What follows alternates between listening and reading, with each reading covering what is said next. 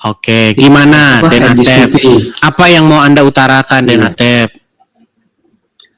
Yang pertama, terima kasih banyak ya atas pelajarannya yang banyak ya. Sebentar Den Atep, ini saya mau tanya dulu, Anda ini Muslim atau bagaimana? Muslim. Muslim, baik. Tapi Anda Muslim tapi mengucapkan terima kasih atas pelajaran yang saya berikan. Ya, karena memang itu yang saya dapatkan itu tidak dari dulu, nggak ada yang seperti sampean gitu langsung buka ayat. Saya langsung buka ayat loh, kalau sampean baca ayatnya saya langsung buka gitu loh. Dan itu benar, saya bilang waduh Bang Edi ini hebat gitu. Tapi saya tes dulu Bang, jangan-jangan Anda Kristen nyamar, jangan-jangan. Coba saya tes dulu. Kalau memang Anda Muslim, boleh. Betul-betul, coba bacakan surat-surat dalam Al-Quran, biar kami dengar. Boleh. Yang pendek aja ya. Silakan. Inna kama lailatul qadri khairum min alfi syahr. Tanazzalu malaikatu waruhu fiha bi'izni rabbihim min kulli amr. Salamun hiya hatta matla'il. Sah ini, oke udah sah Bang, Muslim. Ya, Muslim. Jadi Anda Islam, tetapi Anda mengatakan terima kasih kepada saya karena saya banyak memberikan pelajaran-pelajaran kepada orang Islam. Betul. Luar biasa.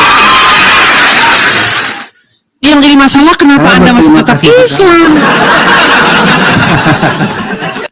Itu juga yang menjadi pertanyaan saya sampai sekarang, Bang. Aku juga paham yang Abang bilang gini. Semakin membaca Al-Quran, semakin tidak paham, itu betul. Ya. Betul. Saya alamin sekarang. Karena seiringnya usia ya, terus terang aja kalau dulu kan apa kata kiai telan gitu kan, jadi nggak pernah banyak nanya ya. Tapi seiring usia saya ini udah usia hampir 60,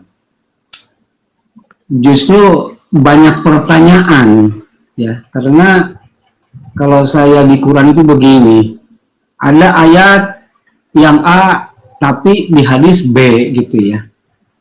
Jadi aduh ini yang mana yang benar gitu loh. Saya juga banyak pertanyaan seperti itu.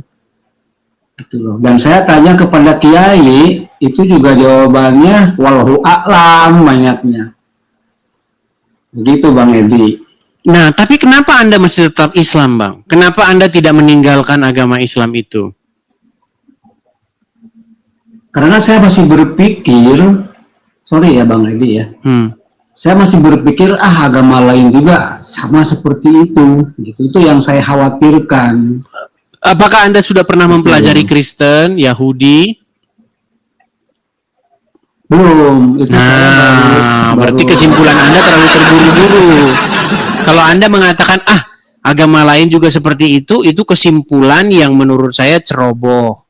Begitu. Coba Anda baca dulu Bible itu, dari Kejadian sampai Wahyu.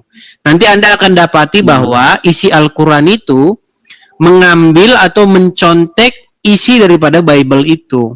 Walaupun menconteknya secara keliru, secara serampangan seperti itu. Ya, saya juga pelajari gini, Bang. Kenapa ya saya bilang Islam ini banyak dalam tanda kutip yang menjelekkan Yahudi Nasrani. Bahkan gini Bang, dulu ya tahun 75-an, ini saya cerita dulu lagi kecil. Abang tahu dengar gak kalau orang Islam itu kalau berhubungan suami istri malam Jumat, ya itu dulu waktu saya kecil nih, kata Ustaz begini, ini kalau yang keluarga ketika hubungan malam Jumat itu sama dengan membunuh dua orang Yahudi atau Nasrani. Nah iya. Dulu. Iya. Itu bukan hanya dulu, sampai sekarang. Bahkan ada ceramah ustazah itu. Barang siapa yang melakukan hubungan intim di malam Jumat, maka pahalanya sama dengan membunuh 40 Yahudi atau 50 Yahudi. Karena memang Bang, Islam itu adalah ajaran yang berisi kebencian kepada Yahudi dan Nasrani. Tapi orang tidak pernah tahu itu karena ketika orang belajar agama Islam, mereka tidak belajar agama Islam, mereka itu belajar huruf-huruf Arab. Lihat di pengajian-pengajian, lihat di pondok-pondok pesantren, orang dididik untuk membaca huruf-huruf Arab. Makanya kalau kita lihat ada, misalnya Anda punya rumah dekat surau, punya rumah dekat musola, pasti Anda akan sering mendengar anak-anak kecil mereka mengaji. Guru ngajinya salah, bacanya salah, bukan a tapi a, bukan alif tapi oin, Iya. Banyak seperti itu. Betul. Jadi yang diajari kepada anak-anak kecil, orang-orang Islam, bukan isi Al-Quran, tetapi bagaimana cara membunyikan huruf-huruf Arab. Seandainya mereka tahu isi Al-Quran, pasti Quran itu akan dicampakkannya. Begitu, Bang. Betul. Ini sedang saya alami sekarang. Ya. Karena gini Bang Edi, saya dulu ngaji dari umur 5 tahun, itu sampai umur 15 tahun, kebetulan rumah saya dekat pesantren. Ya. Saya berpikir waktu itu sih ya biasa-biasa aja gitu ya, tapi saya pikir sekarang, kok ngaji memahami Quran aja sampai belasan tahun. Apa itu memang dipersulit atau bagaimana? Bahkan gini Bang Edi ya, dulu saya ngaji itu diterjemahkan pakai Jawa kuno dulu ya, santri-santri itu gitu, baru Indonesiakan. Saya bilang gini, itu apa enggak menambah waktu, enggak buang-buang waktu gitu Bang Edi. Sampai saya pertanyaan juga, terus saya berpikirnya sekarang nih, saya belajar Quran dari dulu, apa gunanya ya sekarang untuk kehidupan gitu. Saya masih bertanya seperti itu. Mungkin nih banyak banget yang menghujat saya nih gara-gara kita ngobrol Bang Edi ya. Dan itu udah saya anggap wajar ya. Karena saya sering bertanya sama kiai, ya itu kayak Bang Edi bilang, selalu jawabannya walau itu yang walau alam gitu, itu tidak ada kepastian. Bahkan Bang Edi bilang Nabi Muhammad aja tidak dijamin ke surga. Iya, tapi ustaz-ustaz kiai itu ayat itu jarang diterangkan. Gitu loh. Mereka menerangkan hanya ayat yang mengenakan masyarakat, misalnya selalu bahas surga gitu. Nah, penontonnya pun senang banget ketika ustaznya itu ngomong masalah surga, masalah bidadari, ya. Begitu. Iya, jadi dan itu udah mengakar. Iya. Jadi Islam itu memang berisi janji-janji kepada pria-pria jomblo di medan perang. Iya. Makanya mereka itu akan dijanjikan kenikmatan-kenikmatan seksual. Karena mereka itu memang pada awalnya itu adalah sekelompok pria-pria penjarah. Gitu loh. Mereka menjarah, mengambil ghanimah, harta rampasan perang begitu, dan menawan wanita-wanita dijadikan sebagai tawanan-tawanan atau milkul yamin itu, perempuan-perempuan hasil tawanan perang itu. Seperti itu. Itulah sebenarnya kerja orang Islam itu dari dulu itu seperti itu. Iya, saya juga baca Al-Mu'min ayat 5 atau 4 ya kalau nggak salah. Itu kan pergaulilah istri-istrimu dan budak-budakmu. Nah, itu sampai sekarang kan ada dan itu dibaca. Tapi kiai-kiai itu nggak pernah nerangin itu secara jangan salah, gitu itu tidak dibaca artinya. Tidak dibaca artinya, dibaca Arabnya. Makanya orang Islam nggak tahu. Iya, betul. Makanya begini, ada sebuah saya katakan ini konspirasi global dalam agama Islam ketika membaca Al-Quran. Al-Quran harus dibaca huruf Arabnya. Kemudian tajwidnya, qol-qolanya harus tepat. Kemudian bagaimana harus membacanya dengan tartil, harus membacanya dengan langgam tertentu. Sehingga 40 tahun waktu seperti yang Anda katakan, belasan tahun bahkan puluhan tahun, habis waktu untuk mempelajari huruf-huruf Arab itu. Belum sempat mereka membaca artinya, sudah meninggal. Benar. Iya, kapan mau membangun negara ya? Iya, mereka belum sempat membaca artinya, sudah meninggal duluan.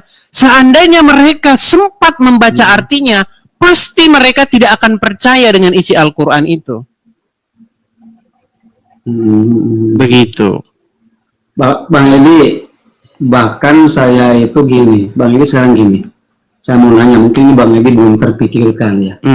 Kalau Bang Edi punya teman, sahabat 4 orang, 5 orang, ya, kira-kira gampang nggak kalau mengasih pelajaran sama 4 orang itu? Ya tergantung orangnya. Kalau orangnya cerdas, nyambung ya gampang-gampang saja. Tapi kalau orangnya bengak ya susah. Gini maksudnya Bang Edi. Di Islam itu masalah sholat aja itu masih perdebatan. Itu padahal yang pokok. Ya. Karena tidak ada contoh dari Rasul. Saya bilang gini, itu kan Rasul sahabatnya nggak banyak. Kenapa nggak ngasih contoh? Gerakannya gitu. Itu tidak ada, Pak. Dalam sampai dicari itu sholat seperti apa gerakannya itu dalam Quran tuh nggak ada. Gerakan itu kan dibikin dari fikih. Fikih itu kan baru-baru berapa tahun ini istilahnya, belum ribuan tahun. Terus gini, Quran itu zaman dulu nggak ada tajwid. Tajwid itu kesini setelah fikih, ya.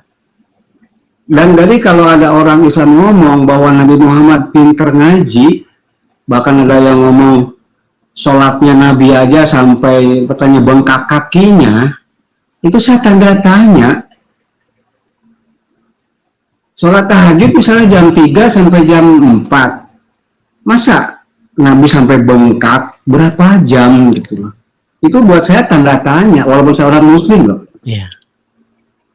Dan jadi saya sampai ke situ, saya bilang jangan-jangan Nabi Muhammad itu nggak ada.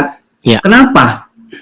Kok nggak diajarin sobatnya untuk sholat supaya turun-temurun sama gitu loh? Nggak ada. Nggak ada suatu hadis yang menyatakan ruku ini bacaannya ini, nggak ada gitu loh. Nah itu aja Bang Edi ya, yang jadi pertanyaan itu saya bahkan dihujat sama orang-orang. Katakanlah, wah saya katanya orang nggak beriman. Saya cuma gini nanyain, di mana dalam Quran sholat itu gerakan bacaannya? Saya tanya itu bukan mereka nyari dalil, malah saya dihujat gitu. Bisa-bisa darah Anda dihalalkan. Bisa jadi. Ini juga mungkin komen-komen coba Bang Edi baca. Pasti banyak yang menghujat saya. Iya, karena Islam itu memang tidak terbiasa dengan yang namanya seperti ini, Bang. Islam itu selama ini ditutupi, tertutup, dan dilindungi oleh undang-undang penistaan agama. Makanya nggak berani orang speak up, orang nggak berani ngomong. Makanya saya pernah bilang, jika undang-undang penistaan agama dicabut dari negara ini, dan orang bebas speak up soal agama, termasuk agama Islam, termasuk agama Kristen, maka khusus agama Kristen saya katakan, khusus agama Islam saya katakan, maka saya bisa memastikan dalam waktu 15 tahun, orang tidak akan lagi ada yang percaya dengan Islam. Kalaupun ada yang percaya, ya tinggal Juma sama Yusuf PI, tinggal mereka berdua. Karena mereka berdua adalah orang yang tidak punya akal. Gitu. Benar, Bang. Seperti contoh sholat tadi, Bang. Kita masalah sholat ya. Kan di dalam agama Islam, sholat itu kan sebagai tiang agama. Itu pondasi, termasuk bagian pondasi dasar. Tetapi untuk gerakan sholat saja, itu orang Islam semuanya beda-beda. Mazhab Syafi'i, Hanafi, Hambal, beda semuanya. Ada yang takbiratul ihramnya begini. Ada yang di depan begini. Ada yang di atas begini. Tapi kalau ditanya maknanya, mereka nggak ada yang tahu. Ini kenapa begini? Kenapa begini? Kenapa begini? Mereka nggak ngerti itu gunanya apa. Emang kalau begini terus Allahnya nggak senang. Oh, saya tidak senang kalau tanganmu begini. Tanganmu harus begini, begini, begini. Ah, ini begini. Gimana kayak begitu? Gerakan-gerakan sholat Ya, itu, bayangkan gerakan sholat itu tidak diketahui artinya oleh orang Islam. Tidak diketahui. Kenapa kok bisa begitu? Dan beda satu sama lain. Antar mazhab itu beda-beda. Nah, kalau ditanya orang Islam akan punya jawaban seperti ini. Oh, itu semuanya benar. Itu dicontohkan oleh para sahabat. Para sahabat pernah mencontohkan begini, pernah contoh. Berarti kesimpulannya adalah begini. Kalau begitu, Anda boleh sholat begini, Anda boleh sholat begini, Anda boleh sholat begini. Lalu kenapa Anda menyimpulkan satu gerakan saja? Itu pertama.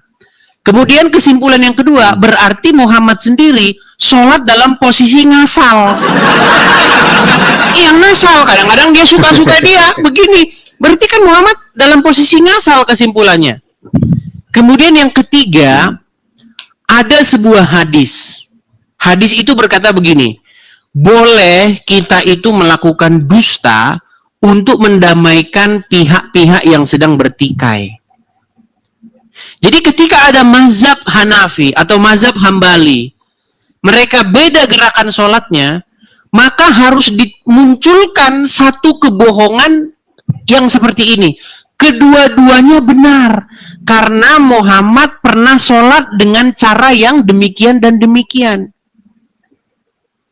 Tapi pernyataan itu adalah dusta, karena belajar dari hadis boleh berdusta dalam mendamaikan pihak-pihak yang bertikai. Makanya saya bilang Islam memang dibangun di atas kebohongan. Iya. Iya Bang Idris. Cuman kalau saya banyak cerita begini, gini Bang Idris, ini mungkin sejarah ya. Mungkin Bang Idris belum terpikirkan. Bang Idris tahu kan Borobudur? Ya. Terus tahu kan Prambanan? Tapi Bang Idris tahu nggak di Borobudur sendiri itu mungkin tidak ada orang agama Buddha. Terus di Prambanan sendiri mungkin tidak ada orang Hindu. Tapi di Bali orang Hindu nggak punya candi. Kira-kira perkiraan apa tuh yang Bang Idris kan cerdas nih. Kira-kira apa artinya itu? Iya, jadi kalau kita belajar sejarah, memang pada waktu itu, pada waktu zaman kerajaan-kerajaan Islam di Indonesia, itu muncul yang namanya ekspansi. Ini ada dua teori yang mengatakan ya. Jadi orang-orang Hindu atau orang-orang Buddha, itu mereka melakukan migrasi ke arah timur karena ekspansi atau serangan dari orang-orang Islam. Ini teori yang pertama. Kemudian teori yang kedua itu teori bencana alam. Bagaimana ketika Gunung Merapi meletus itu menutup semua candi-candi itu sehingga tertutup, kemudian mereka migrasi. Tapi saya lebih percaya kepada teori yang pertama, bahwa ketika raja-raja Islam seperti kerajaan Demak, kerajaan ini berkuasa, mereka mengikuti ajaran Muhammad itu. Mereka melakukan ekspansi atau pemaksaan agama Islam.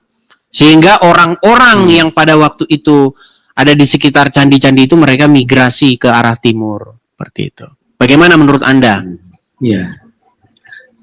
Kalau menurut pandangan saya, kan banyak dikatakan Islam itu rahmatan lil alamin ya. Tapi kalau lihat fenomena sejarah itu, justru orang-orang itu lari karena dikejar mau dibunuh tuh kalau nggak masuk Islam. Ya. Gitu loh. Kalau saya membaca dari situ, gitu ya. Cuman kan itu pun nggak dikupas dalam pelajaran, gitu. Dibilangnya apa? Seperti buru-buru itulah keajaiban dunia, gitu ya. Kalau saya sampai kritis ke situ, Bang. Ini kenapa ya? Saya bilang di Bali orang Hindu, Tapi di Bali itu malah nggak ada candi, gitu loh. Terus di Jawa Tengah candinya banyak, tapi nggak ada orang Hindu. Kan lucu. Kalau secara sejarah mungkin di situ tuh dulu pusatnya orang Hindu. Betul, gitu loh. betul. Ketika kita ya, tapi ya, kemana? ketika penggalian itu terus dilakukan oleh para ahli-ahli sejarah, bahkan secara tidak sengaja, itu hampir di seluruh Indonesia itu ditemukan peradaban Hindu-Buddha. Jadi saya pernah berangkat ke sebuah museum Indonesia, itu Museum Gajah, tepatnya di seberang Monas ya teman-teman. Kalau mau main ke sana, teman-teman akan melihat itu peninggalan negara kita. Ketika penggalian dilakukan di Pulau Jawa, di Pulau Kalimantan, di mana-mana, di Padang, Sumatera Barat, ya, itu ditemukan yang namanya seperti arca-arca peninggalan agama Hindu dan Buddha, seperti itu. Ada satu arca besar sekali, itu ditemukan di daerah antara perbatasan Sumatera Barat dan Jambi. Jadi, saya baca deskripsinya itu. Jadi selama ini itu petani itu menggosok aritnya atau menggosok alat-alat pertaniannya di situ. Mereka menggosok di situ karena di bekas kaki atau tangannya itu ada bekas gosokan. Nah, pada suatu waktu ini orang penasaran, ini apa ini batu ini ketika ingin disingkirkan. Ternyata setelah digali, oh ternyata itu arca. Itu besar sekali, itu gede sekali dia. Nah, itu asli. Nah, itu peninggalan. Nah, kalau kita belajar sejarah ya, belajar sejarah bagaimana Islam berkembang di Nusantara, di Indonesia, kita jangan menutup-nutupi. Cuman saya tidak berani speak up karena saya itu nggak berani ngomong kalau saya nggak benar-benar menguasai. Tapi informasi yang saya dengar memang seperti itu. Memang pada waktu Islam berkembang, ketika dia mulai besar, mulai menduduki kekuasaan, mereka melakukan yang namanya kekerasan dan pemaksaan agama. Seperti itu. Iya. Itu. Terus yang jadi pertanyaan saya ya, kenapa kiai-kiai itu tidak menerangkan yang pahitnya gitu di Islam, selalu yang bagusnya, tidak pernah membahas yang surat At-Taubah itu tidak, mereka seperti takut kehilangan pasar gitu loh. Betul. Jadi selalu yang dibahas tuh surga neraka. Oh, bahwa nanti itu bidadari. Saya bilang kalau hanya cuman main begitu ngapain sih kita jungkir balik ibadah? Itu loh, saya berpikir begitu. Coba saya sendiri malah dianggap ini lo Islam apa bukan? Itu banyak. Tapi Anda kritis. Anda kritis nih, Bang. Anda ini adalah orang-orang yang kritis begitu. Makanya saya kadang-kadang orang Islam itu menganggap saya ini seperti asal bicara gitu. Padahal orang yang mempelajari Al-Quran dengan sungguh-sungguh mendalam, mempelajari hadis dengan sungguh-sungguh mendalam, akan mengalami hal yang Anda alami. Itu sudah saya alami begitu loh. Memang akan berat sekali untuk mempercayai dua kitab itu. Bahkan saya sambil bercanda, kalau Anda sungguh-sungguh mendalami Al-Quran, mendalami hadis, dalam satu malam saja, maka keesokan paginya Anda akan menelpon tukang loak agar segera membawa buku-buku itu dari rumah Anda. Iya. Aku sering banget ya dengar sampai ngomong begitu. Tapi gini Bang Edi, berani nggak orang-orang Kristen di Indonesia menjamin kampanye begini? Orang Indonesia, kalau orang Kristen yang jadi presiden, dijamin negara Indonesia maju dan dijamin tidak ada korupsi, berani nggak mengkampanyekan begitu? Nah, sudah ada suara-suara seperti itu. Sudah waktunya presiden itu dari orang Kristen. Tetapi ya nanti mereka kayak Ahok, tahu nggak? Kemarin waktu Pak Ahok, Basuki, waktu menjadi gubernur di Jakarta, tahu nggak ulama-ulama Islam apa khotbahnya? Apa tidak ada dari seluruh Jakarta nih, apakah gak ada yang muslim lagi? Katanya, nah, itu yang terjadi kayak begitu, Bang. Iya. Apalagi dalam skala Saya nasional, itu gitu loh. Saya itu setuju Bang Edi, kalau mayoritas itu memang memimpin, tapi dengan cara perlihatkan keunggulannya, bukan cara menggunakan ayat untuk menjegalnya.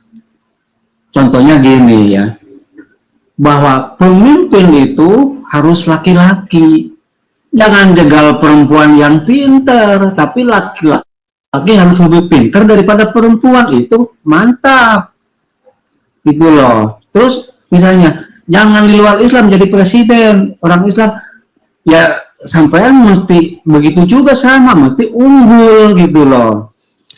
Ya, Jadi, begini, masalahnya kan kita ini kan sistem kita ini kan masih pemilihan yang disebut suara terbanyak kan.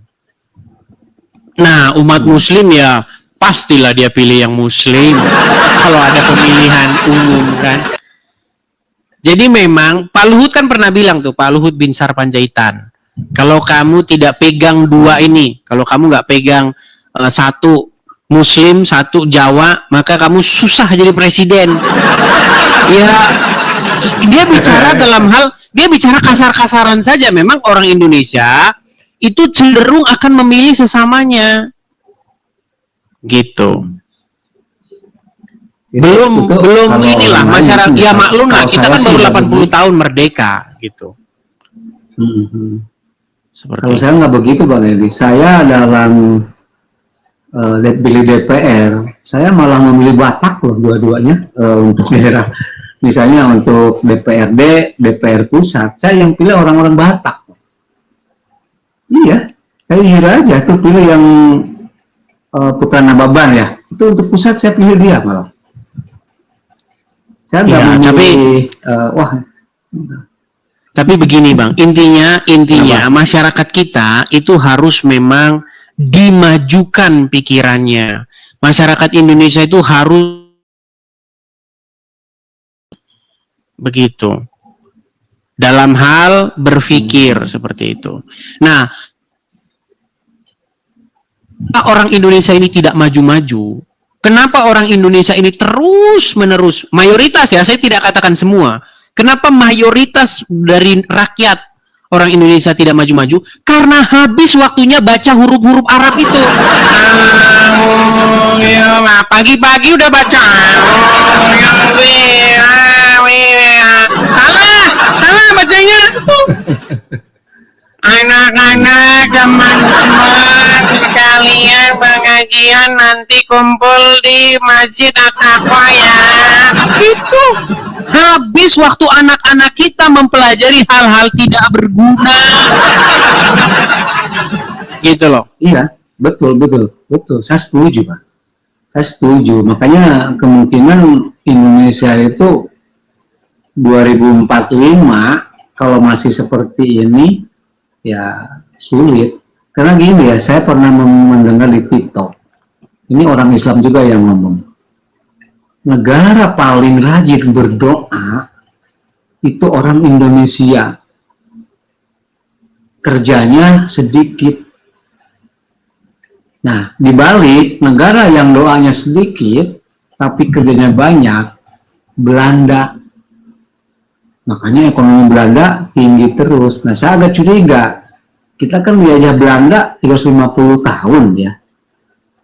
Apa memang ini tuh kejahatan terstrukturalnya orang penjajah dulu gitu ya, supaya saya tidak setuju saya dengan itu.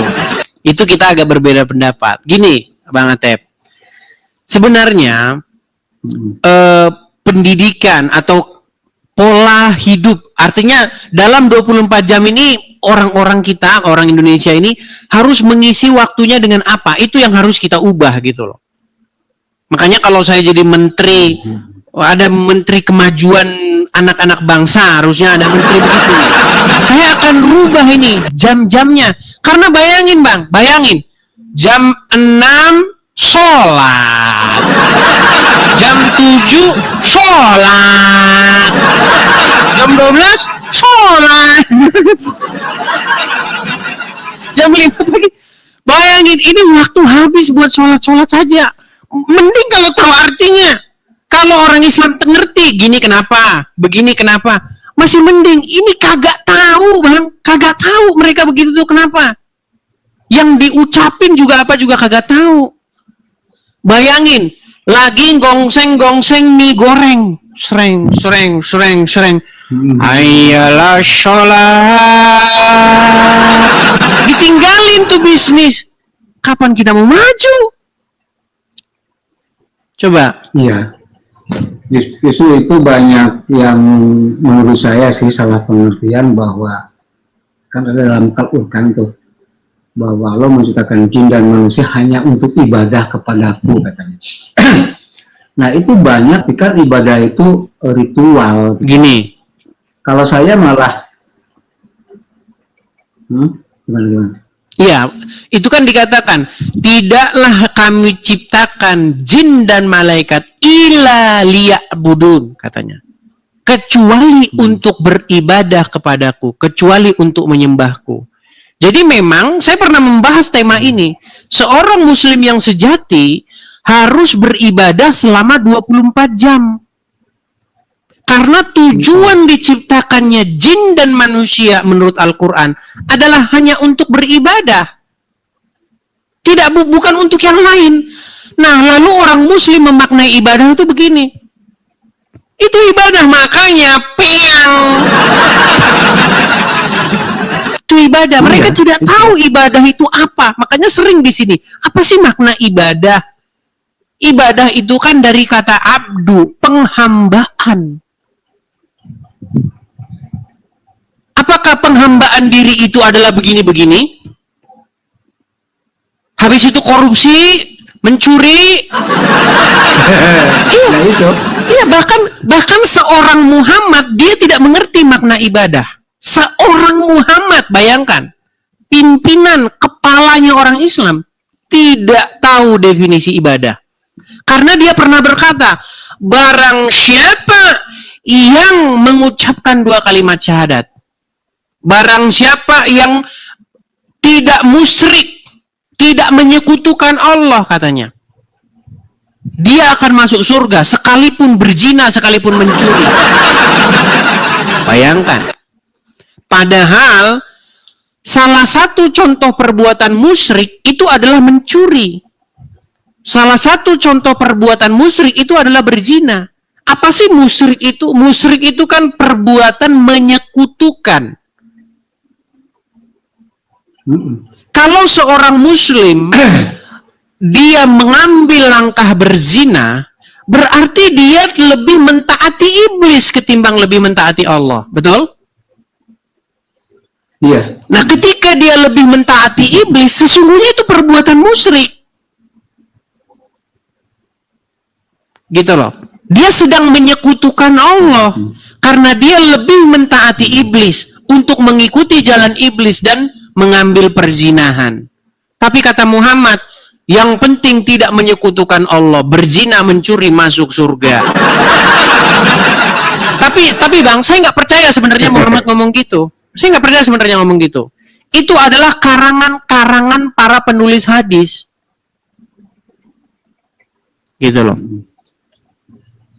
Makanya ketika orang belajar hadis, orang akan melihat sosok Muhammad yang disesuai dengan keinginan para pengarang hadis itu. Begitu. Ya dulu kan kalau nggak salah ada berita gini, Presiden Libya tuh Bang, Muammar Gaddafi, dia mengundang para ulama seluruh dunia bahwa dia bilang bahwa dia tidak percaya dengan hadis, dengan fikih. Ya, yuk kita berkumpul, kita bahas itu. Rumah, makan, hotel saya bayar.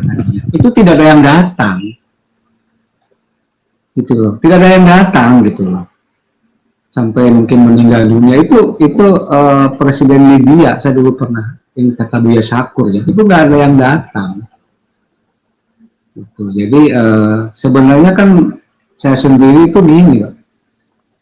Bang Edi, kalau fikih itu tahu nggak artinya fikih? Fikih itu secara etimologi apa maksudnya? Fikih itu kan ajaran-ajaran atau yang dilengkapi oleh ulama-ulama gitu maksudnya. Itu hukum, Pak. Jadi tidak ada jauh bedanya seperti di kita hukum pidana, hukum apa. Dan harusnya itu bisa dirubah. Karena itu kan, ya itu ulama yang menyepakati seperti sholat kan di fikih adanya. Gitu loh. Iya, pengajaran-pengajaran atau hasil daripada kesepakatan ulama-ulama kan, karena dia tidak ada dalam Quran dan tidak ada dalam hadis begitu. Iya, itu semua tuh benar fikih gitu ya. Termasuk pahala itu fikih, gitu. Yang bicara kiai, terus nanti kalau di akhir zaman misalnya dia nanti tidak ada, siapa yang bertanggung jawab gitu. Karena itu kesepakatan kiai. Tapi sama begini pasti banyak hujat juga. Tapi benar Bang, yang Anda katakan itu benar. Sebenarnya banyak orang-orang Islam yang berpikir seperti Anda, terutama dari kalangan terpelajar.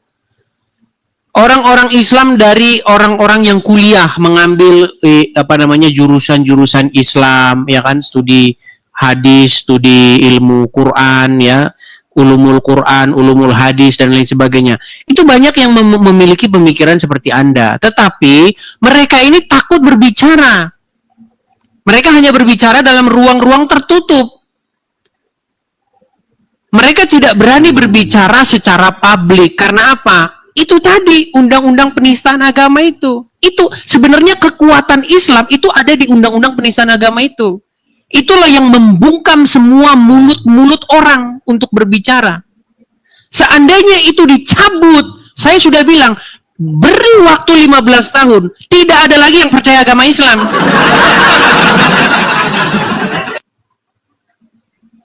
Gitu loh. Iya, itu mungkin. Karena itu teralami sama saya juga. Sekarang tuh saya baca-baca terus mana nih. Termasuk kalau nonton Edi nih, saya buka ayat, oh ya bener ya. Dalam Al-Quran kok ada insya Allah, ya apa mudah-mudahan. Saya bilang ini termasuk ayat yang abang pernah ngomongin tuh yang surat Al-Fatihah. Itu saya udah dari awal udah ngomong. Ini bukan bahasa Tuhan, saya bilang ini bahasa manusia. Tapi kalau saya tanya ke teman-teman, oh itu dulu Allah ngajarin Nabi Muhammad. Itu ngarangnya itu. Kan yang nah itu. Terus gini Bang Edi, dalam Al-Quran itu banyak robana. Coba Bang Edi lihat, robana itu apa Bang Edi? Ya Tuhanku. Iya. Masa yang penciptanya Tuhan bilang ya Tuhanku? Enggak. Iya, jadi ketika kita membuka Al-Quran, Al-Quran itu kan dibuka dengan kalimat Bismillahirrohmanirrohim.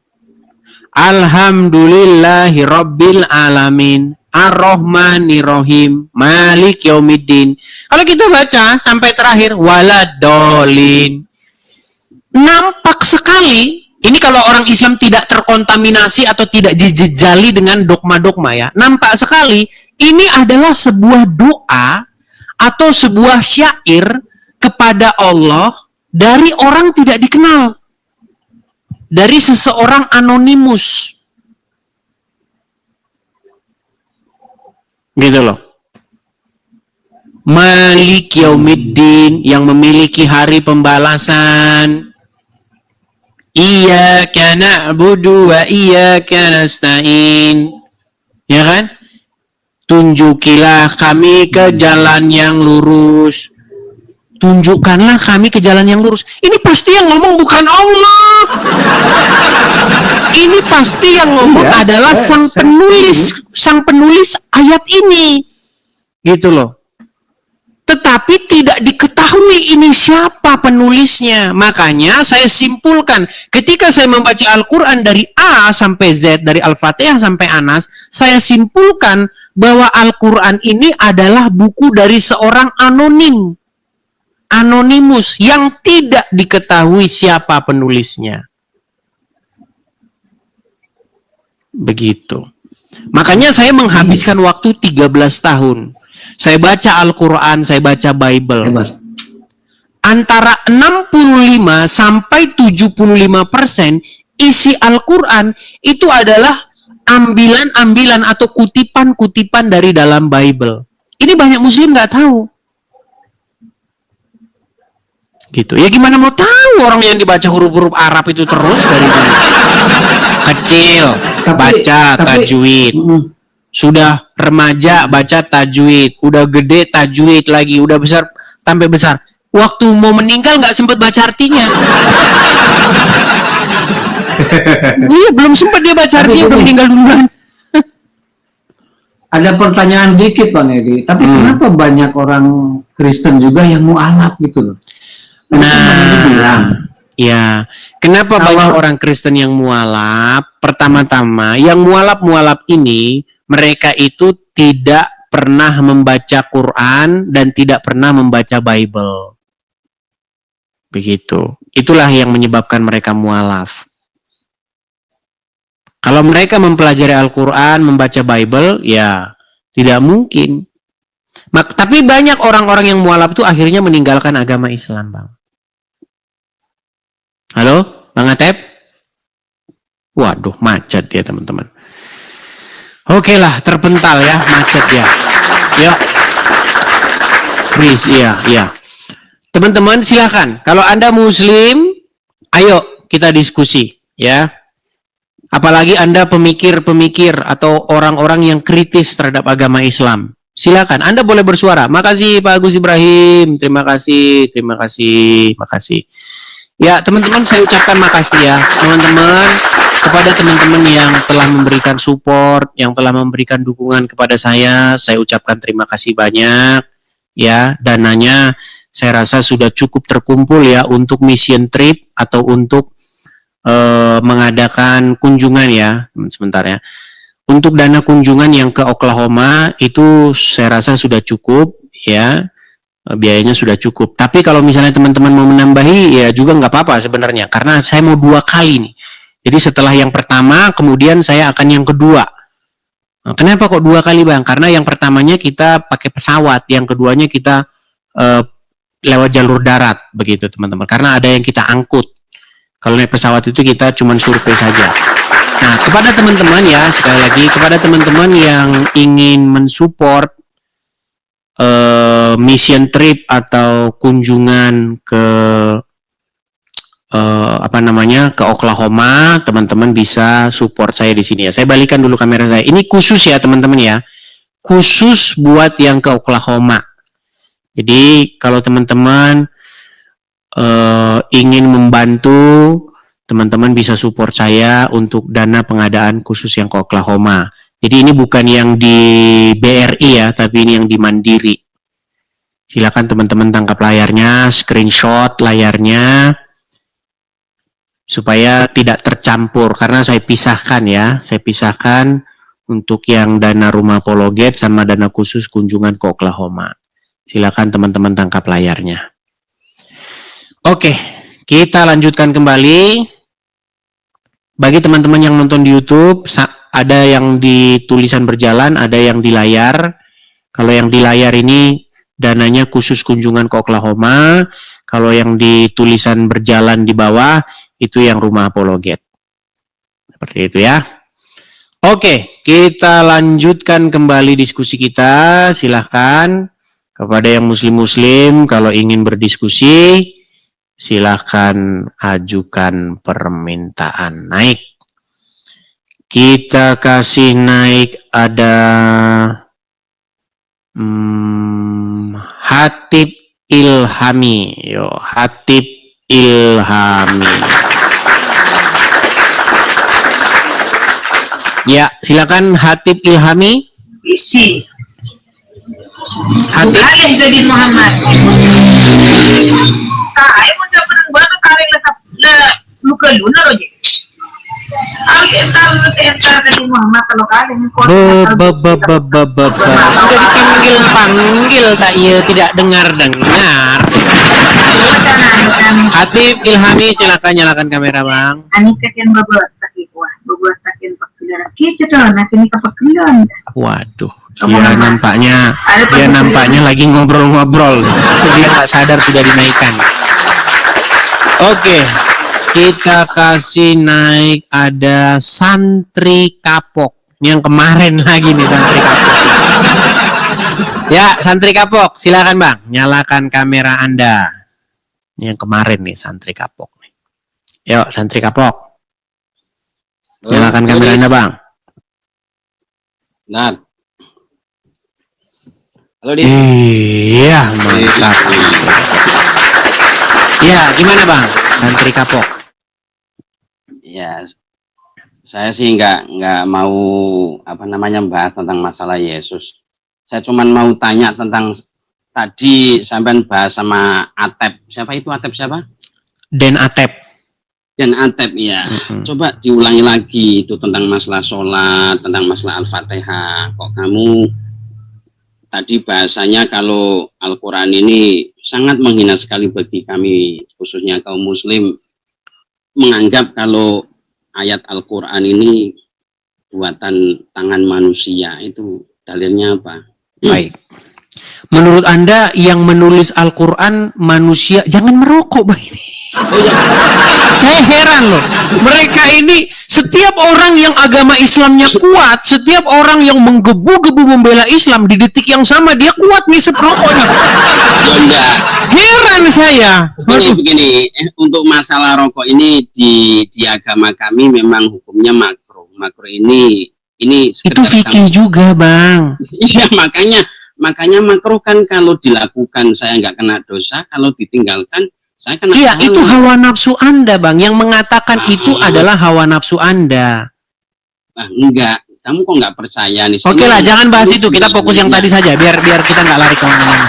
Gini Bang santri kapok, gini loh.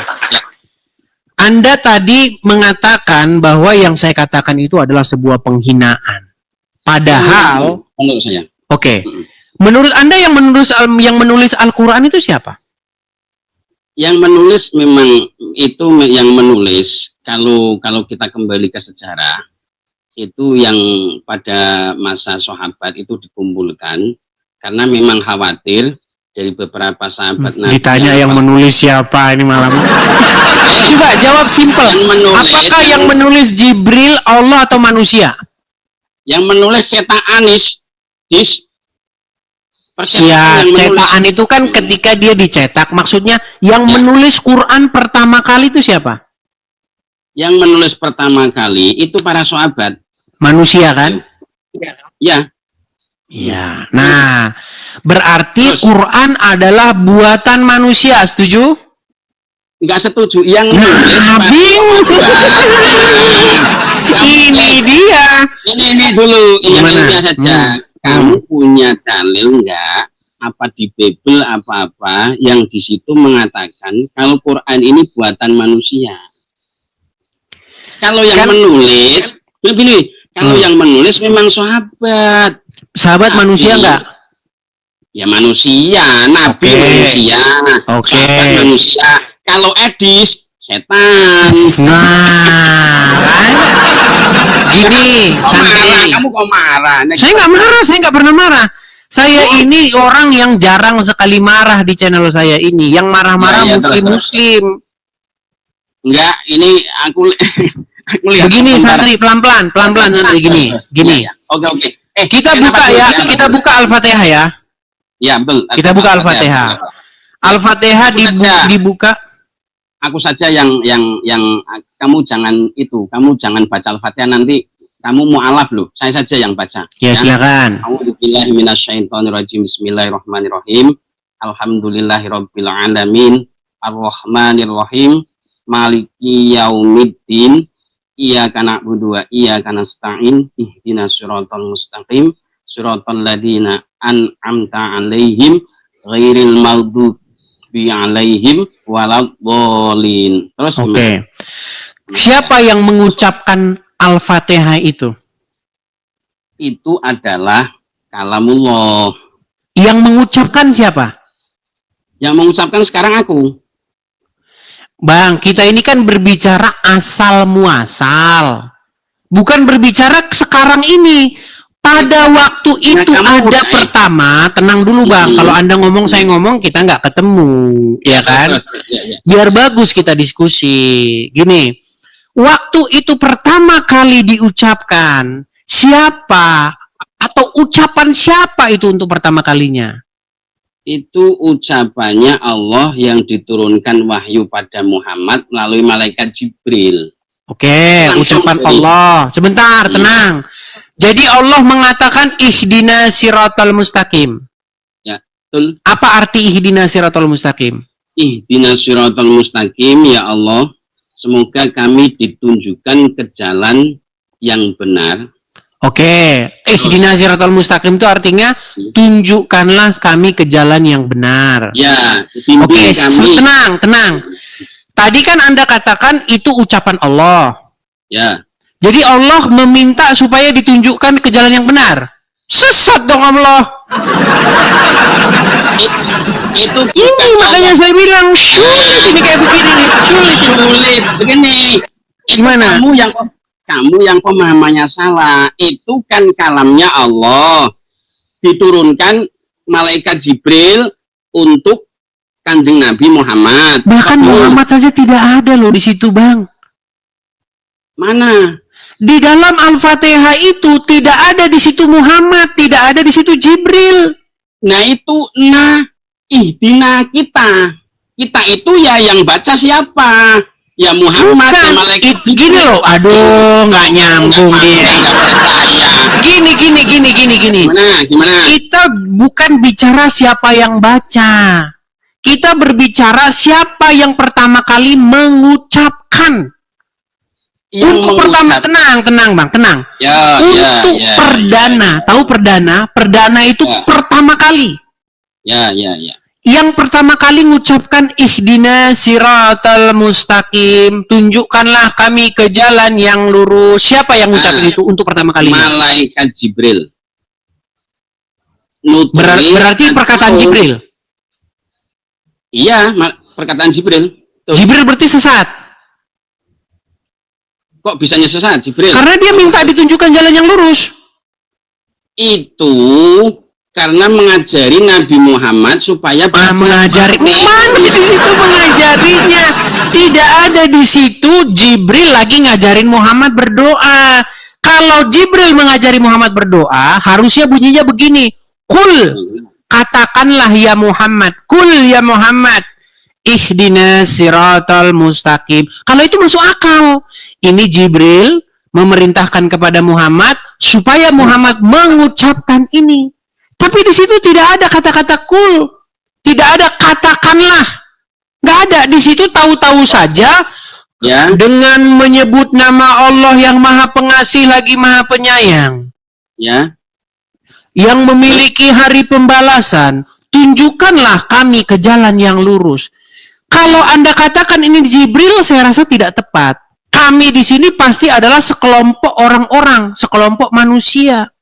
Nah, iya. Gak mungkin di situ Jibril. Makanya saya bilang, Bang, tenang. Makanya saya bilang, sangat-sangat kesimpulan yang logis bahwa Al-Fatihah adalah sebuah syair, sebuah doa dari orang tidak dikenal atau anonimus. Kok kamu bisa mengatakan kalau Al-Fatihah ini sebuah doa yang dari orang anonimus, orang yang tak dikenal itu mana? Karena isi dari Al-Fatihah itu sendiri nampak sekali itu sebuah doa. Coba saya tampilkan ya isi Al-Fatihah. Ya. Bismillahirrahmanirrahim. Dengan menyebut nama Allah yang Maha Pengasih lagi Maha Penyayang. Ya. Alhamdulillahirabbil alamin. Segala puji bagi Allah Tuhan semesta alam. Ya. Terus ya, ihdina siratal mustaqim. Tunjukilah kami ke jalan yang lurus. Siratal lazina an'amta alaihim, yaitu jalan Ya. bukan jalan orang-orang yang sesat. Ya. Walad dolin, bukan jalan orang-orang yang sesat. Ya, Berarti ini sebuah doa. ya doa, makanya di belakangnya ada bahasa amin. Terus gimana? Nggak ada aminnya di situ, Bang. Setelah walad dolin tidak ada Ya. kata amin. Dengar, tenang. Ini. Rumah saya, tenang Bang. rumah saya itu tepat di samping masjid, tepat di samping musola. Ya. Ya kan? Jadi saya tahu persis orang teman-teman saya main kok gimana. Jadi ketika mereka sholat Jumat, walat dolin, kemudian jamaah mengatakan amin, betul? Betul, memang Nah, betul. saya cek Al-Quran, saya cek, saya periksa. Ternyata setelah walad dolin selesai, nggak ada amin. Gini, boleh saya jawab? Gantian dong. Silakan. Nah, kalau kamu memang narasimu itu dari hatimu itu memang mau menyudutkan Muslim. Kalau kamu kok berpegangan itu tidak ada di Al-Quran terus menghina Islam, itu ya lucu nih. Lucu. Begini, santri. Ya, begini dulu. Silakan. Kenapa kok setelah walad dolin itu ada amin? Karena kata atau kalimat amin itu maknanya istajib du'ana. Mengarang dari mana? Kepada Tuhan. Ya, lah kamu mau aku ini Islamnya tahu. Ya, dalilnya tunjukkan. Jangan mentang-mentang Anda Islam, harus Anda tunjukkan dong dalilnya. Kamu buka amin itu di kamus Arab, itu ada yang maknanya. Tidak ada, Bang. Oke, sekarang gini. Gini, amin itu maknanya ulama mengartikan istajib du'ana. Semoga doa saya. Ngarang dari mana ulama? Loh, karena panutan saya itu Nabi Muhammad dan pewaris Nabi itu para ulama. Nah, Anda tidak tahu asal usulnya. Gini, Anda menjawab secara dogmatis, saya akan menjawab secara kajian ilmiah dan akademis. Baik, dari mana asal usul kata amin? Dengarkan. Di mana asal usul kata amin? Pernah dengar orang gereja? Pernah nggak pernah dengar di gereja, entah Katolik, entah Kristen, Protestan, orang-orang yang beraliran sedikit ortodoks, ya, gereja-gereja yang gereja-gereja tua itu mengucapkan itu. Saya kasih contoh. Dulu waktu saya kecil, saya itu ke gereja HKBP, Huria Kristen Batak Protestan. Terus kalau Anda ke gereja HKBP, di akhir-akhir ketika mereka mau pulang, itu mereka akan berkata begini, amin, amin, amin. Ya udah. Tenang dulu. Itu masih ada di gereja-gereja yang liturgisnya itu masih ngikutin cara-cara yang agak lama-lama. Masih ada itu. Di Katolik ada, di HKBP ada, di gereja-gereja mana itu banyak masih ada seperti itu. Makanya saya bilang gini, sangat kuat sekali dugaan bahwa orang Islam nyontek orang Kristen. Nggak percaya. Yang nggak percaya. Kalau begitu dari mana kata amin itu datangnya? Dari penutup Al-Fatihah. Orang nggak ada di surat Al-Fatihah? Apa di Bible ada itu yang tadi ada? Kamu bilang Ada. Coba. Di Bible ada. Coba. Baik, saya tunjukkan ayatnya dalam Bible. Waduh, sungguh nekat yang nyata dia ini, teman-teman. Baik, saya tunjukkan dalam Bible ya. Kamu umat Islam itu amin maknanya semoga mengijabah atau apa itu namanya? karangan orang Islam, Bang. Ya, iya. Di dalam Al-Quran, begini, saya kasih tunjuk. Di dalam Al-Quran tidak pernah ada kata amin yang bermakna kabulkanlah doa kami ijab. Nggak ada. Kata amin muncul. Sebentar, Bang, satu-satu ngomongnya. Anda selalu semangat 45. Tidak disertai dengan Anda ngomongnya semangat 45, tapi tidak disertai dengan intelektualitas. Semangat boleh, tapi jangan itu nggak perlu pakai dalil sama intelektual, kamu itu cukup pakai akal saja. Saya sudah tak pikir, ini makanya ini saya sudah siapkan Al-Quran. Kemarin kamu minta dibacakan, kemarin saya belum wudhu, makanya saya dosa kalau saya megang. Baik, saya bacakan Ulangan pasal 27 ya. Ada berkat dan kutuk. Nih, Mas, amin itu artinya apa? Amin itu dari bahasa Ibrani. Oh, artinya bukan kabulkanlah doa kami, ngarang bebas dari mana kabar ngarang? Nah, baik, itu aminnya Kristen, aminnya Muslim. Iya, aminnya Islam niru orang Kristen dan Yahudi. Mana? Baik, kita mulai dari pasal ini ya, masalah berkat dan kutuk. Perhatikan. Ya. Nih ya, orang-orang Yahudi itu mereka mengucapkan berkat dan kutuk di dua gunung ya, di Gunung Ebal dan Gunung Gerizim. Perhatikan. Nih. Ke-12, dengarkan dulu biar Anda tahu arti amin. Ya, dengarkan. Ke-12 ucapan kutuk. Pada hari itu Musa memberi perintah kepada bangsa itu, sesudah kamu menyeberangi sungai Yordan, maka mereka inilah yang harus berdiri di Gunung Gerizim untuk memberkati bangsa itu, yakni suku Simeon, Lewi, Yehuda, Isakar, Yusuf, dan Binyamin, dan seterusnya. Perhatikan, saya baca. Maka haruslah orang-orang Lewi mulai bicara dengan mengatakan kepada seluruh orang Israel dengan suara nyaring. Perhatikan. Terkutuklah orang yang membuat patung pahatan atau patung tuangan, suatu kekejian bagi Tuhan, buatan tangan seorang tukang, dan yang mendirikannya dengan tersembunyi, dan seluruh bangsa itu haruslah menjawab amin.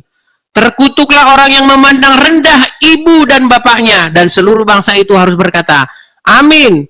Terkutuklah orang yang menggeser batas tanah sesamanya manusia, dan seluruh bangsa itu harus berkata amin. Terkutuklah orang yang membawa seorang buta ke jalan yang sesat, dan seluruh bangsa itu harus berkata amin. Terkutuklah orang yang memperkosa hak orang asing, anak-anak yatim, janda, dan seluruh bangsa itu harus berkata amin. Terkutuklah orang yang tidur dengan istri ayahnya, sebab ia telah dan seterusnya. Oke, sekarang begini, yang mau saya tanyakan, intinya, arti amin itu artinya, sebenarnya artinya iya atau demikianlah itu terjadi. Itu sama, istajib. Oh, ngarang sama.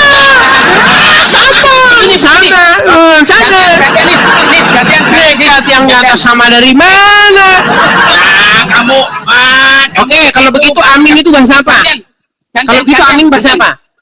Gantian, aku yang bicara. Stop. Gantian, aku udah paham.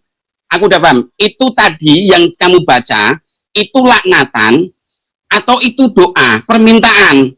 Sehingga berkatalah kalian semua amin. Artinya apa? Mengiyakan. Ya. Oke, di mana ada amin dalam Al-Fatihah itu? Makanya itu amin itu. Bukan yang saya tanya di mana aminnya dalam Al-Fatihah? Di amin Al-Fatihah itu tidak ada. Tidak ada, berarti amin yang nyontek orang Kristen dan Yahudi. Begini. Orang sholat, ya, di dalam sholat setelah Fatihah tidak usah baca amin, tidak membatalkan sholat kok. Nah, terus kenapa sekarang ada amin?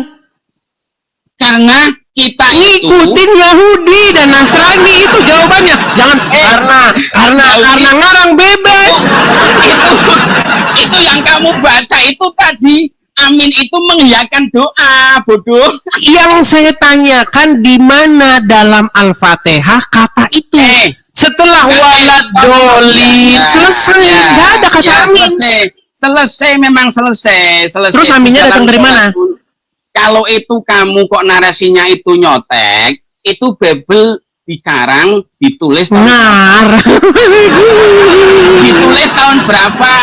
Coba lagi ke Bible. Duluan mana? Oke, baik, santri. Duluan mana Quran? Bahas arti lain lagi. Sebentar, tenang. Ini kita selesaikan dulu pada satu kesimpulan. Saya kalau bahas sesuatu harus tuntas. Gini. Mana lebih dahulu Quran dan Bible? Nah kamu dari mana? Coba aku jawab aja, aku dengar aja. Coba ayo. Angel.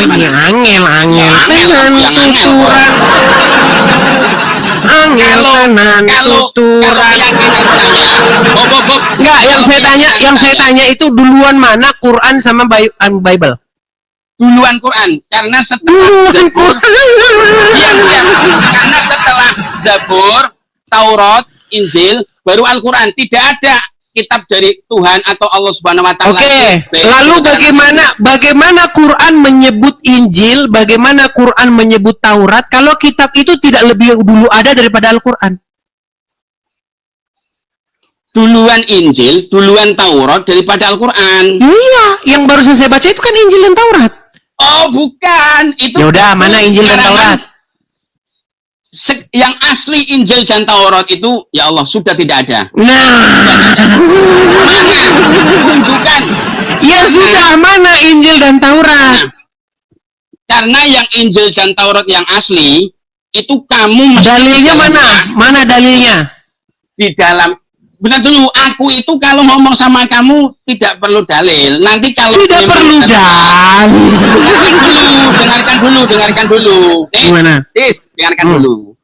Di dalam Zabur, Taurat, Injil itu di situ itu menerangkan bahwa nanti akhir zaman ada sosok seorang anak yang lahir dan ciri-cirinya begini-begini, yaitu Kanjeng Nabi Muhammad. Kalau di Bible Selamat Anda dikerjain.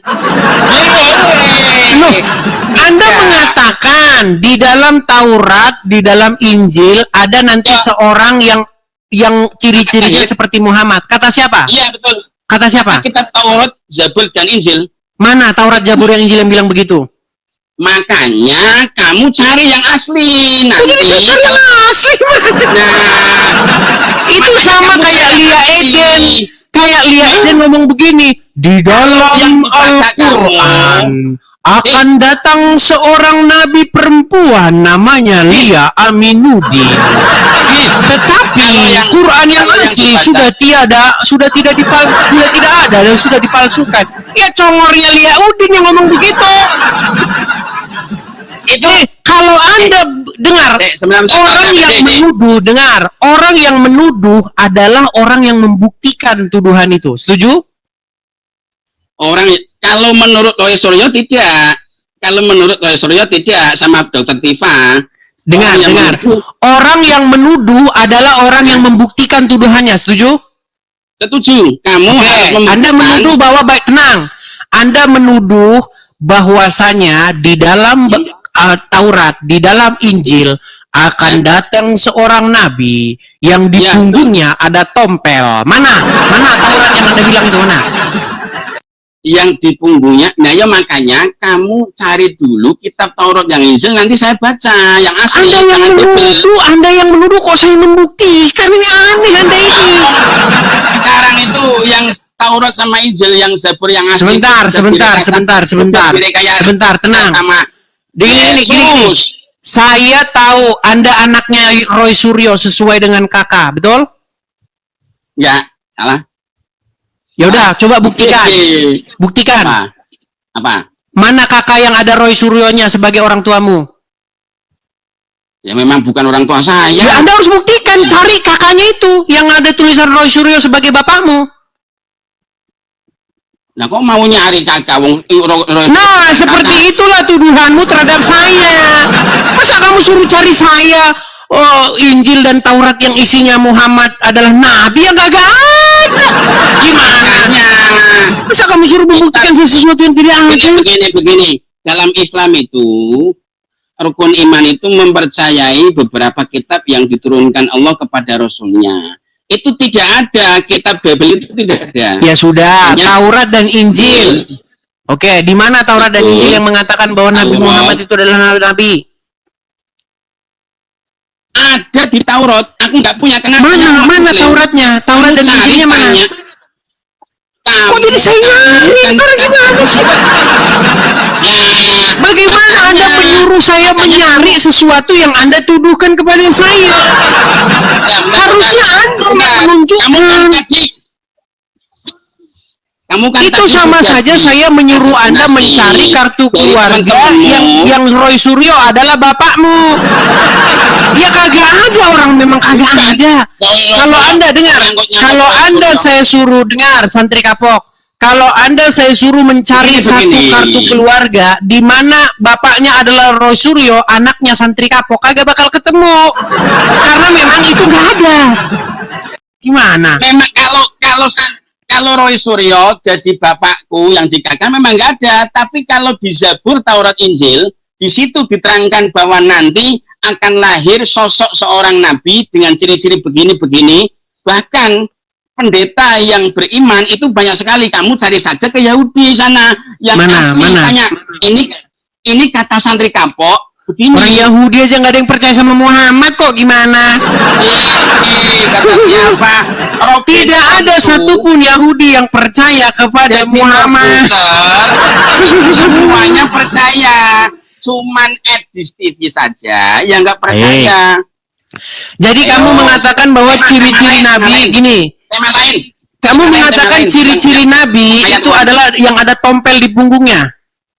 Enggak, saya nggak bilang begitu. Oke, jadi ciri-ciri Nabi apa? Ciri-ciri Nabi adalah yang disebutkan di Taurat. Begini, dalam kitab yang saya baca begini, bahwa nanti ketika Nabi umur sekitar remaja 18 tahun, itu Nabi berdagang membawa dagangannya Dewi Khotijah. Ya. Halo? Begitu dia, halo. Begitu Nabi berdagang ke negara lain, keluar dari Mekah, itu Nabi karena dia lelah, dia istirahat di bawah pohon. Sekarang pohonnya masih ada, masih abadi. Dan di situ tak jauh daripada pohon beringin itu, kalau di Indonesia kayak pohon beringin. Kalau di Yordania benar. Kamu cek aja, Yordania ada pohon yang makin seperti gila beringin. tak tertolong gitu. Nah, kok kamu bilang aku makin gila? Ini cerita dari apa namanya ini yang ada di Taurat begitu. Itu yang Di Taurat. Ya di Taurat, ya Injil, ya Zabur. Baik. Sebelum dengar, oke, tenang. Sebelum halusinasimu dengar santri dengar. Begini. Sebelum halusinasimu bertambah tinggi setinggi Monas, coba kau dengarkan ini. Dengarkan ya. Ini tanda kenabian Muhammad, perhatikan. Ya. Bahira memperhatikan Nabi SAW, ini semua ciri yang disebutkan dalam Injil ada. Dia masih bimbang. Dia ingin buktikan satu hal. Apa itu?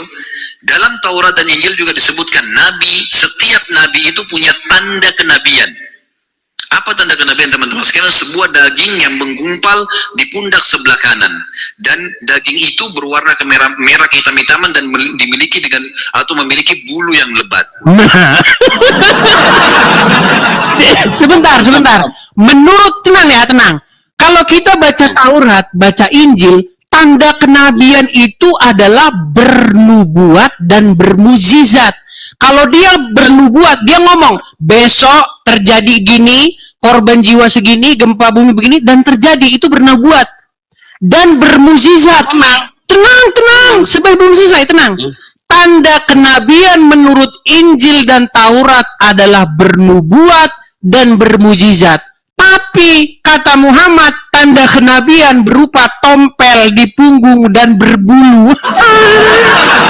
Makanya saya bilang, pantas nggak ada yang percaya orang Yahudi dan Kristen sama Muhammad. Gantian. Terlepas daripada tadi ceramah dari Ustadz Basalama, itu ada tompelnya begini. Kamu kan tadi kalau benar itu Nabi yang diutus harus ada nubuat, harus ada mukjizat. Nubuat adalah ini saya mengikuti omonganmu saja. Nubuat adalah prediksi Nabi itu akan sesuai. Kamu belum tahu prediksi Nabi itu selalu sesuai. Yang pertama, Nabi memprediksi bahwa cucunya Husain dan Hasan itu mati dalam keadaan tragis. Itu memang Nabi sudah bilang begitu, bahkan di kitab mana? Makanya saya kalau tak tunjukin kitab, saya ngomong aku tidak ada di dalam Quran. Tenang, Anda percaya dengan Al-Quran? Percaya. Oke, apakah menurut Al-Quran Muhammad punya anak? Apa? Menurut Al-Quran Muhammad punya anak nggak? Muhammad sama Quran ini ketika Quran diturunkan, bagaimana Anda katakan Muhammad memprediksi cucunya, sedangkan menurut Quran dia nggak punya anak? Tidak, tenang. Menurut Al-Quran surat Al-Ahzab ayat 40, makana Muhammadun, tenang. Surat apa? Surat Al-Ahzab ayat 40. Surat apa? Al-Ahzab ayat Al-Ahzab 40. Wih. Makana Muhammadun aba ahadin min rijalikum. Sabar sayangku, tak buka dulu ya. Surat Al-Ahzab. Oke. Al-Ahzab 40. Ya tahu. Berat dia ini teman-teman. Oke, tak buka dulu, tenang aja. Kamu jangan ya. Sudah jelas-jelas itu Muhammad bukan bapak dari laki-laki di antara kalian. Masih Anda katakan Muhammad punya anak, punya cucu. Nabi Muhammad itu punya anak. Coba baca dulu surat itu.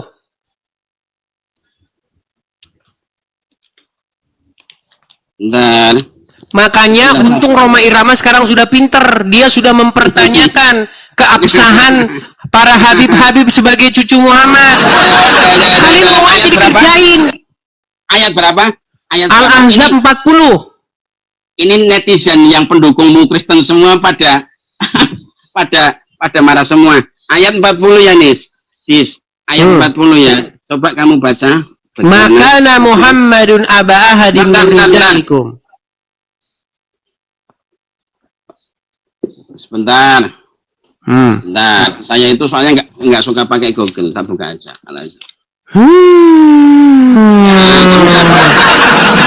Kalau kamu sabar, ya ditunggu.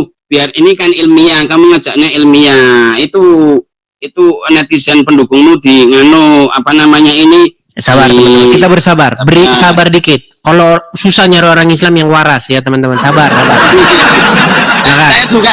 Saya juga kalau cari orang Kristen yang agak gila nggak ketemu, baru ketemu tahun ini 2025, yaitu Edis TV. Silakan. Tadi surat apa? Saya lupa. Buset dah. Surat Al-Ahzab ayat 40. Ya sebentar tak cari. Kamu kok yang sabar itu disayang Allah. Ada nggak di Bible kayak gitu? 4:18. Sebentar, 4:18. Buka Quran aja setahun, ketahuan sekali Anda buka Quran waktu Idul Fitri doang. Kamu kayak dukun. Kamu kayak dukun kebal. Iya, Anda buka Quran aja lama sekali. Surat ya, Al-Ahzab di mana aja nggak tahu. Surat Al-Ahzab itu surat yang ke-33. Ya, ayat 40 Ya, terus. Apa di situ dikatakan? Kamu baca, coba. Makana Muhammadun aba ahadin min rijalikum walakin Rasulullah wa khataman nabiyyin. Coba, bener nggak? Betul. Terus coba baca. Makana Muhammadun aba ahadin min rijalikum walakin Rasulullah wa khataman nabiyyin. Oke, artinya? Artinya apa? Artinya terus. Muhammad itu bukanlah bapak dari seorang laki-laki pun di antara kalian. Terus? Melainkan dia adalah seorang nabi dan seorang utusan dan penutup para nabi, betul? Betul, penutup para nabi. Oke, dikatakan di situ Muhammad bapak dari siapa? Tidak, Nabi Muhammad itu artinya begini, bapak daripada laki-laki itu maksudnya bukan dia tidak punya anak. Muhammad itu bukanlah bapak dari salah satu laki-laki pun di antara kalian. Artinya dia tidak mungkin punya anak. Begini, yang tidak punya anak itu Yesus. Itu kalian semua rijalakum itu para sahabat, bodoh. Nah, sekarang saya tanya, dia bapaknya siapa? Bapaknya Fatimah. Apa Qasim? Anaknya Nabi Qasim. Sudah dikatakan dia yang laki-laki. Dia bukanlah bapak dari seorang laki-laki pun di antara kalian. Sudah jelas. Kalian itu yang dimaksud para pengikutnya, pengikut Muhammad, umat Muslim. Muhammad itu bukan bapak dari kalian. Lalu bagaimana mungkin Habib A, Habib B, Habib C, Habib D. Muhammad itu adalah bapak kami. Kami adalah cucu Muhammad. Habis kalian dikerjain. Akhirnya kalian nyium sendal Rasul, turunan Nabi mengalir di dalam darah Nabi. Gimana? Makanya saya ini membantu supaya orang-orang Islam cerdas. Jangan sampai kalian mau dikibulin sama orang-orang ngaku cucu Nabi. Begini, itu sebenarnya yang bodoh itu kamu, Dis. Kamu baca artinya Quran rijalakum ini bukan kok anaknya Muhammad, tapi itu para sahabat. Lalu Nabi menikah sama Khadijah, punya anak yaitu Fatimatu Zahra yang dikawin sama sahabat Ali. Kalau anak yang laki-laki dari Muhammad itu semuanya mati, karena nanti apa? Bertentangan dengan arti daripada walakin Rasulullah wa khataman nabiyyin. Kalau anaknya Muhammad yang laki, Qasim Abdullah, kok tidak dicabut nyawanya, walaupun Nabi sedih, itu nanti akan tidak sesuai dengan sabda Allah. Maka anaknya Nabi mesti akan jadi Nabi. Begitu. Nah, saya tanya, Yesus ini nabinya kamu apa bukan? Soalnya setiap nabi itu mesti bapaknya nabi. Lari. Itu keterangannya begitu. Anda tidak tahu bagaimana ceramah-ceramah ustadz-ustadz yang aku Habib mengatakan dalam setiap ceramahnya, kami ini turunan Nabi. Betul. Jadi turunan Nabi itu tidak akan disentuh api neraka. Belum tentu. Kamu percaya kata Muhammad, barang siapa yang di dalam dirinya mengalir darahku tidak akan disentuh api neraka. Itu kata Muhammad. Iya, betul kan? Begini. Tenang dulu, saya sekarang mau tanya. Betul tidak bahwa Muhammad mengatakan tidak akan masuk neraka orang yang di dalam darahnya mengalir darah Muhammad? Tidak betul. Kalau dia tetap dosa, tidak tobat. Tidak. Bagaimana dengan ceramah? Bagaimana dengan ceramah Muhammad ketika ada seorang yang meminum darahnya? Ya, ini begini. Coba kamu tampilkan hadis itu yang meminum darahnya, minum kencingnya. Coba baik. Tampilkan lagi. Baik. Coba ya, nih. Anda percaya pasti dengan Habib ya? Anda percaya dengan ulama ya? Saya kalau ulama percaya ulama. Baik. Saya akan tampilkan. Tenang.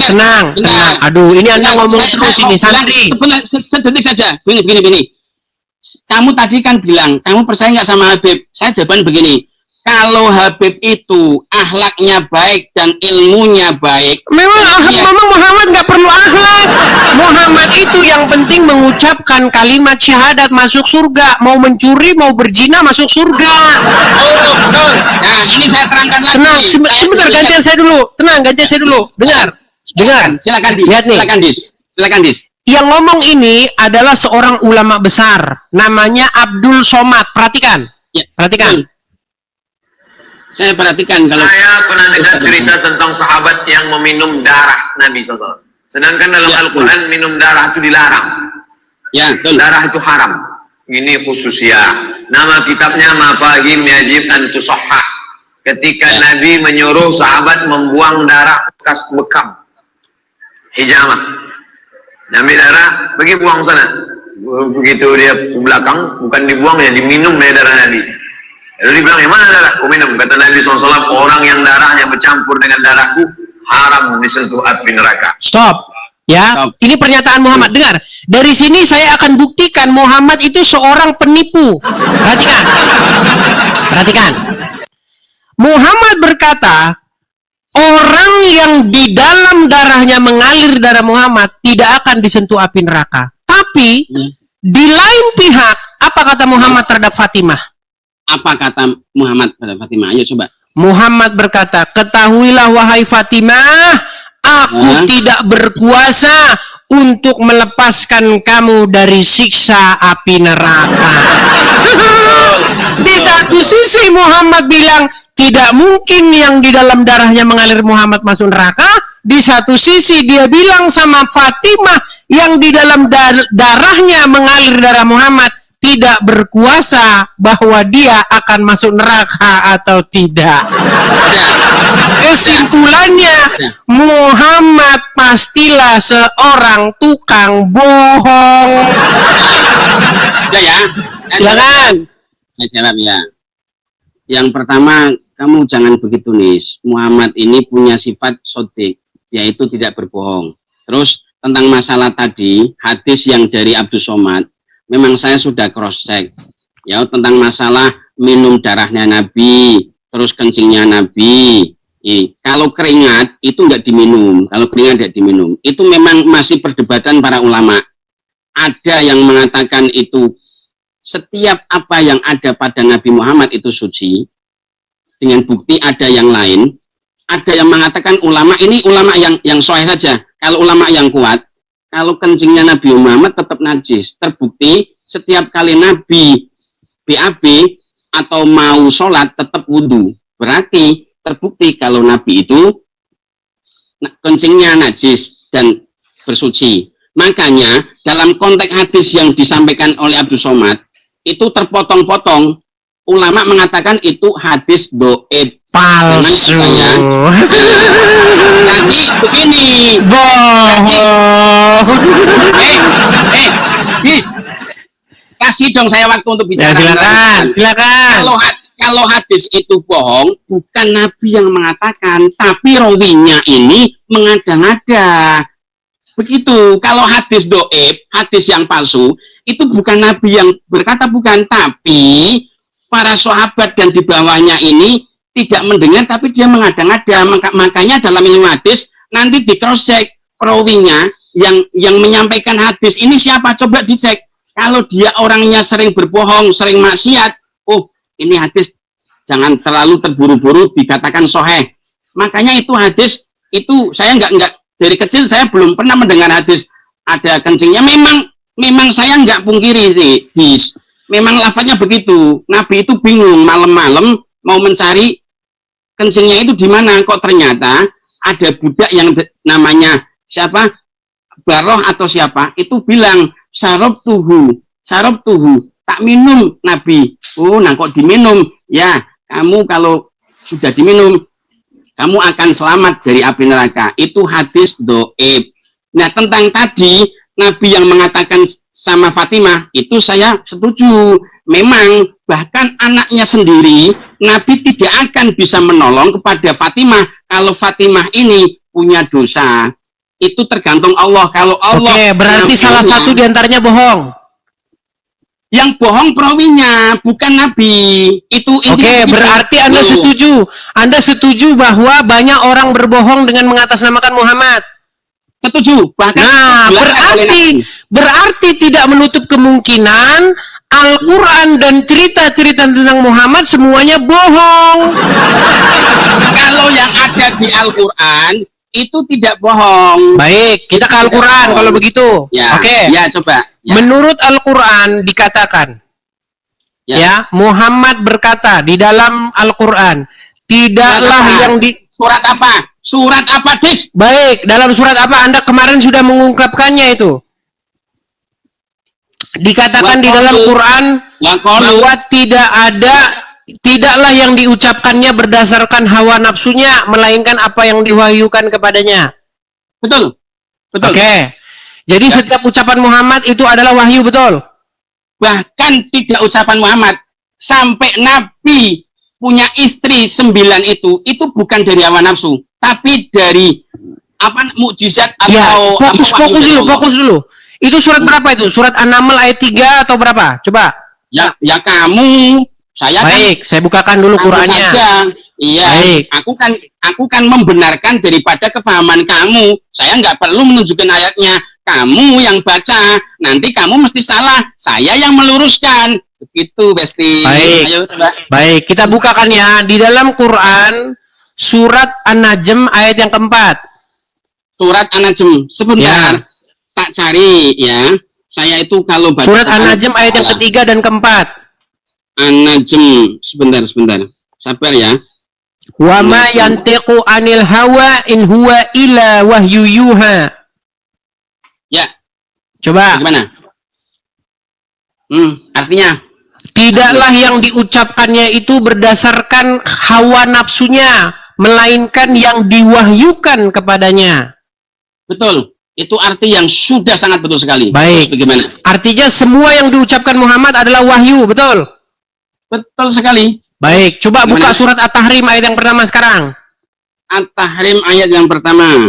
At-Tahrim ayat yang pertama. Meninggal koen. Nah. Ya, meninggal dunia apa meninggal apa? At-Tahrim ayat pertama. At-Tahrim ayat yang pertama. Itu bukti menurut Al-Quran Muhammad seorang penipu. Nah. Baca. Ayo silakan. Surat At-Tahrim ayat yang pertama. Ya, benar. Udah ketemu. 560. 560. 560. Bismillahirrahmanirrahim. A'udzubillahi minasyaitonirrajim. Bismillahirrahmanirrahim. Ya ayyuhal ayat pertama Ayat yang pertama At-Tahrim nomor 1. Ya ayyuhan nabi. Iya. Ya ayyuhan nabiyyu lima tuharrimu ma ahallallahu lak tabtaghi mardata azwajik wallahu ghafurur rahim. Oke, artinya Yang kamu artinya baca. wahai nabi, mengapa kamu mengharamkan apa yang dihalalkan Allah?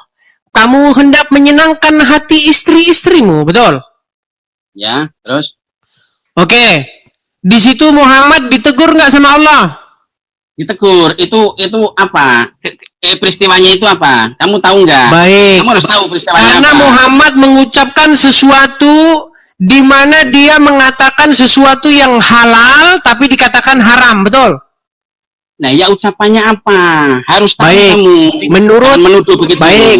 Menurut literasi orang Islam itu perkara mengenai, ada yang perkara mengenai istri atau budak perempuan dari Hafsah yang bernama Maria Al-Qibtiyah. Maria Al-Qibtiyah kenapa? Maria Al-Qibtiyah pada waktu itu disetubuhi oleh Muhammad di ranjangnya Hafsah. Lalu Hafsah marah kepada Muhammad, "Ya Rasulullah, betapa engkau tega melakukan ini kepadaku. Kamu bersetubuh dengan budakku Maria Al-Qibtiyah di ranjangku pada giliranku." Lalu Muhammad bersumpah, "Aku haramkan mulai hari ini Maria Qibtiyah." Lalu turunlah ayat, "Mengapa kamu mengharamkan yang dihalalkan Allah bagimu?" Itu literasi yang pertama. Kemudian literasi yang kedua mengenai bagaimana Muhammad meminum madu di rumah Zainab. Jadi dia berkunjung ke rumah Zainab. Lalu dia meminum madu di sana.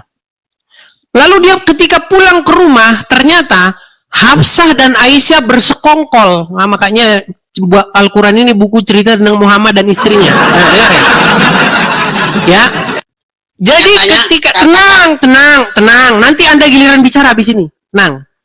Ketika Muhammad pulang, sehabis dia minum madu di rumah Zainab, Hafsah dan Aisyah bermufakat untuk berkata bahwa mulut Muhammad bau. Bau apa? Bau maghafir. Ya kan? Nah, ketika itu karena Aisyah dan Hafsah bersepakat untuk mengatakan mulut Muhammad bau maghafir, Muhammad berkata, "Demi Allah, saya tidak akan lagi minum madu di rumah Zainab." Jadi, ayat itu berkenaan bagaimana Muhammad mengharamkan sesuatu yang sesungguhnya halal.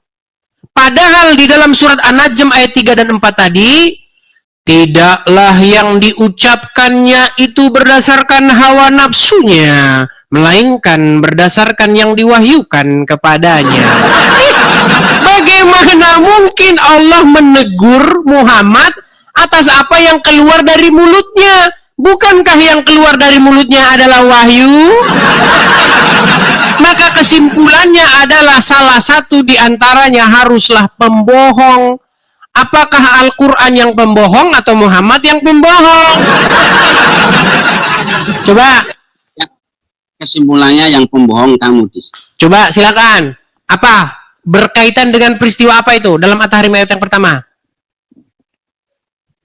Soalnya apa yang kamu pahami itu memang semuanya salah. Coba apa? Kalau begitu berkaitan dengan apa itu? Ya, kita tetap bahwa Nabi Muhammad. Tenang. Berkaitan dengan peristiwa apa itu At-Tahrim yang pertama? Nah, kamu tentang peristiwa apa coba? Tadi kan sudah saya jelaskan. Ada dua tafsir mengenai Maria Kiptiah yang disetubuhi Muhammad di ranjangnya Hafsah dan berhubungan dengan madu. Yang mana? Pilih antara kedua itu.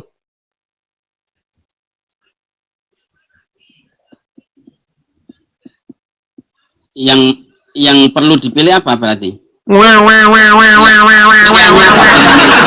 Oke, Anda tidak tahu Al-Quran, Anda di bawah saja. Belajar dulu. Belajar lagi baru datang lagi sini. Santri tapi nggak tahu apa-apa. Itulah teman-teman. Banyak orang Islam tidak tahu isi Al-Quran. Orang yang dibaca aja huruf Arab kok. Coba